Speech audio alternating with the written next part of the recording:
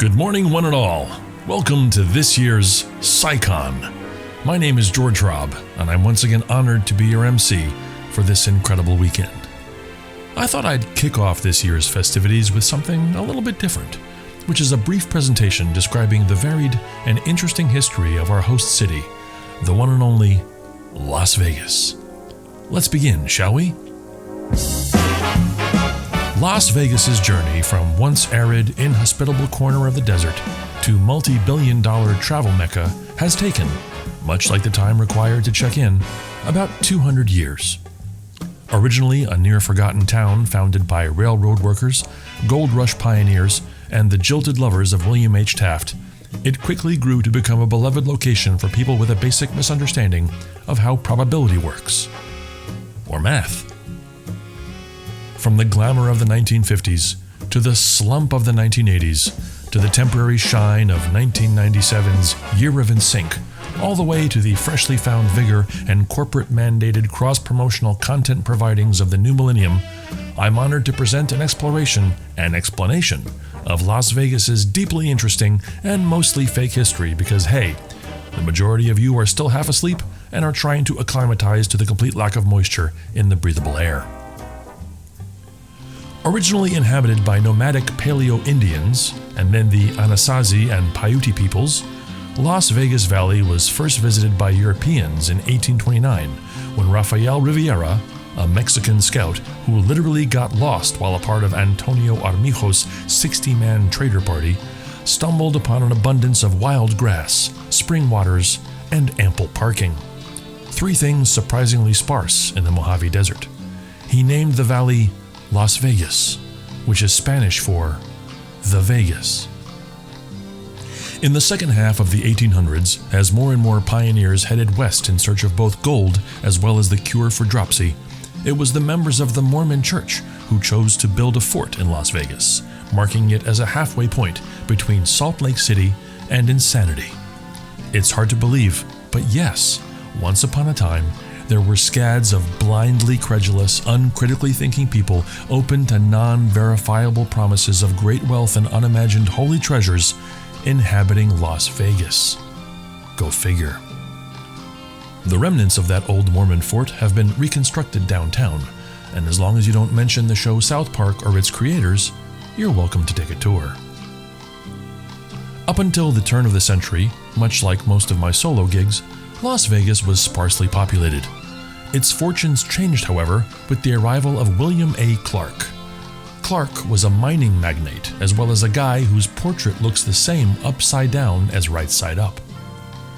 Clark was the principal investor in the Union Pacific Railroad, mostly because he never got hugged as a child. Recognizing the potential of Las Vegas, Clark purchased land, secured water rights to the springs, and built the very first In-N-Out burger. The city was founded on May 15, 1905, officially beating the spread by 3 days. The following year, in 1906, the Golden Gate Casino was opened. Located on Fremont Street, it was a part of the Hotel Nevada, considered the height of luxury at the time, meaning that spitting and horse excrement were only allowed in the lobby. The original building still stands today, but technically so does Wayne Newton. By the teens and 20s, Las Vegas acquired its notorious nickname, Sin City, famously named after the inventor of green felt, Auguste Saint-Cité. By the 1930s, Las Vegas had already established itself as a popular holiday destination, mostly for residents of Los Angeles, as well as folks looking to get divorced. Seriously, it was so easy to get divorced in Las Vegas that both Johnny Carson and Liza Minnelli set up franchises.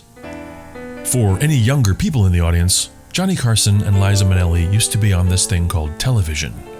And television was this invention that used to broadcast entertainment. And entertainment was this thing created by humans. But I'm just kidding. There aren't any young people here.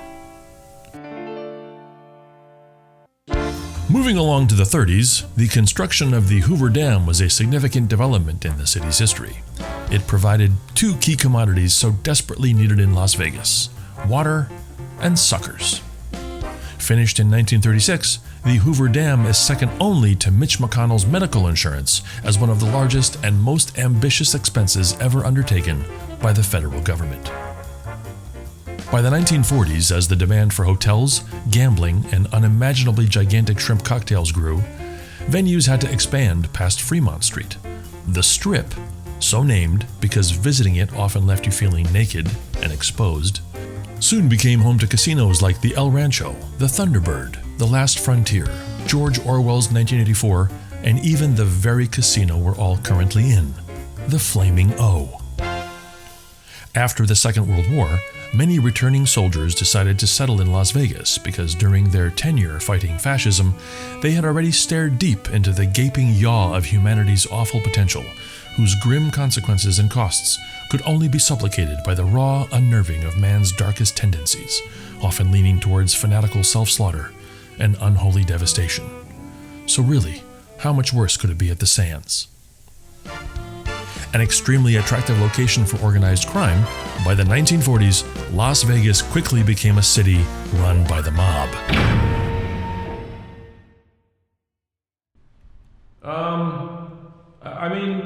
Las Vegas became an extremely attractive location for completely legitimate business.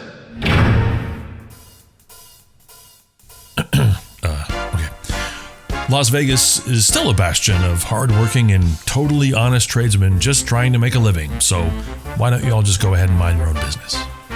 In fact, some of the biggest names in legitimate business, like Frank Costello, Lucky Luciano, Benjamin Bugsy Siegel, Tony Antonio, Vinny the Serrated Knife Puccio, and Carmine Don't Eat the Pudding Skin Rizzo, all played a key role in the development of the Las Vegas Strip, to which we're all obviously very appreciative. Moving on. Curiously, in 1950, Nellis Air Force Base, located just outside the city limits, established something called the Nevada Test Site, which earned Las Vegas yet another nickname, Satan's Buffet. Atomic City. Atomic City. Between 1951 and 1992, the Nevada Test Site was the primary testing location for nuclear devices, potentially explaining both the peculiar tastes of the slices inside the cake vending machines here, as well as the very existence of Barry Manilow. Oddly enough, there was a time that mushroom clouds could be seen from downtown hotels, which became something tourists enjoyed watching, echoing the tastes of today's moviegoers. I mean, we all enjoyed watching this past summer's movie that was about the makers of a huge bomb. You know, The Flash. Or was it Indiana Jones 5? So hard to keep those bombs straight. Which brings us, of course, to Frank. When you talk about the 1950s and the formation of Las Vegas, one's mind instantly sees an image of Frank Di Pasquale, the first guy to split a pair of eights while playing blackjack. He was like the Neil Armstrong of Phil Hellmuth's of the Marquess of Queensberry's. Oh, but I guess Sinatra too. Actually, no history of Las Vegas can be told without mentioning Frank Sinatra. Seriously, it's contractually part of the city's ordinances.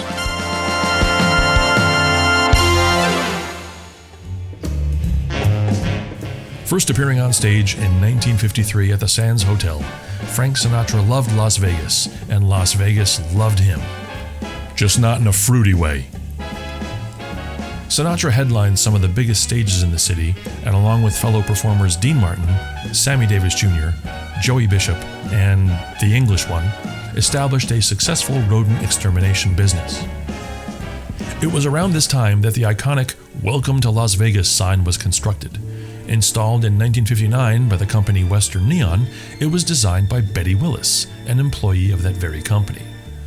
Funnily enough, that sign has never marked the actual city limits of Las Vegas, so its location, much like where Spirit Airlines decided to deliver my lost luggage, is around 4 miles from the city.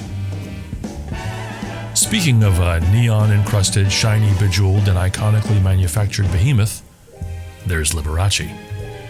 It's difficult to imagine Las Vegas becoming what it is today without the one and only Liberace.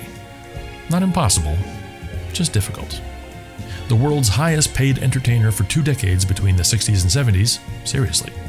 Liberace embraced a flamboyant lifestyle both on and off the stage that eventually became synonymous with the city itself. dressed in capes and costumes adorned with ostrich feathers, chauffeured on stage in a Rolls Royce, or dropped in flying on a wire, nothing, except taste, was off limits at a Liberace show. And speaking of funny taste, after a disappointing Las Vegas debut in 1959, the one and only Elvis Presley came back to Vegas 10 years later and iconically performed 636 sold-out shows. It's important to remember that his captivating performances, rock and roll spirit, unique musical influence, and timeless flashy outfits all led to his eventual death on the toilet. As the 1980s began, Las Vegas was struggling.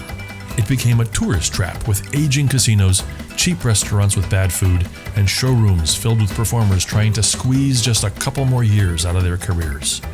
Hard to imagine, right?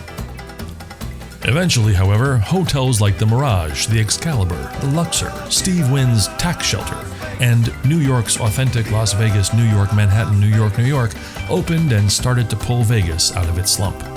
It was the Bellagio, though, originally built as a set for the Ocean's movies, that shifted the focus to luxury and helped create the image of today's modern Las Vegas.